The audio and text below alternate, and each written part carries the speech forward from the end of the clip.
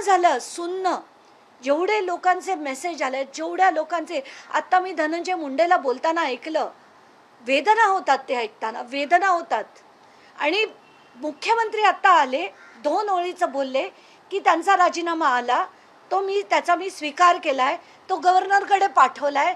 का मुख्यमंत्री म्हणून तुम्ही 2-2.5 महिने हे सगळा तमाशा बघत होतात? का तुम्ही त्याच्यावर भूमिका घेतली नाही? तुम्हाला संवेदना नाहीत? तुम्हाला परिवार नाहीत? त्या देशमुख कुटुंबाला किती यातना झाल्या या तुम्हाला कळल्या नाहीत?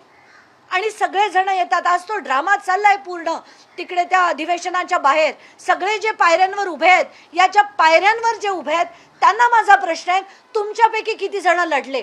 अंबादास दानवेंना माझा प्रश्न आहे, तुम्ही जालन्यात होतात, बीडला जाऊन तुम्ही का नाही लढलात?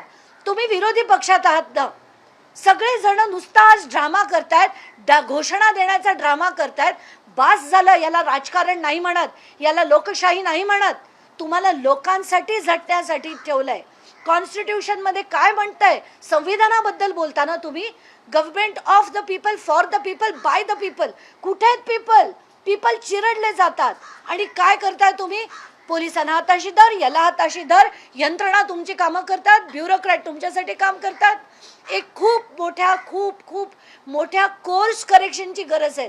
सगळ्या ऑफिसरना डोकी ठिकाणावर आणायची गरज आहे की आज आपल्याकडनं आपण कितीही पॉलिटिकल प्रेशर आलो, मी करणार नाही हे म्हणण्याची